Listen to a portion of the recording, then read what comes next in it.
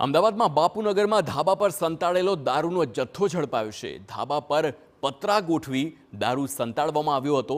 પીસીબીએ red કરી અને દારૂ સહિત 4 લાખથી વધુનો મુદ્દામાલ કબજે કર્યો છે।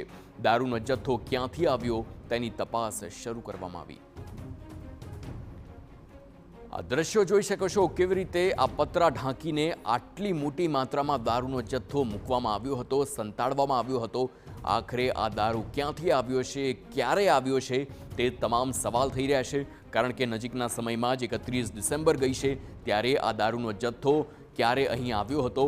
શું 31 ડિસેમ્બરના દિવસે અહીંથી જ અમદાવાદમાં દારૂ સપ્લાય થયો હતો અને આ જથ્થો કોણે મંગાવ્યો છે તેને લઈને પણ સવાલ થઈ રહ્યા છે। બાપુનગર વિસ્તારમાં આવી રીતે ધાબા પર મોટી સંખ્યામાં દારૂ આવવું તે કોઈ નાની વાત ના કહી શકાય, કારણ કે જે માત્રામાં દારૂ આવ્યું છે એક મોટો ટેમ્પો કે એક ટ્રક પણ અહીં આવી હોય તેવી શક્યતા છે। અને આ તો આટલો જ જથ્થો છે, હજુ કેટલો જથ્થો આવ્યો હતો અને કેટલો જથ્થો આખા અમદાવાદમાં સપ્લાય થયો છે અને કોણે સપ્લાય કર્યો છે તેને લઈને પણ સવાલ આખરે થઈ રહ્યા છે। આપ જોઈ શકો છો આ દ્રશ્યો, આખી પેટી ઉતારવામાં આવી છે, એટલે કે ચોક્કસથી કોઈ નામચીન બુટલેગરનું જ કામ હોઈ શકે છે। અને આ જે જથ્થો છે તે રાજસ્થાનથી આવ્યો છે કે હરિયાણાથી આવ્યો છે તે તમામ સવાલના જવાબ હવે તપાસ બાદ સામે આવશે।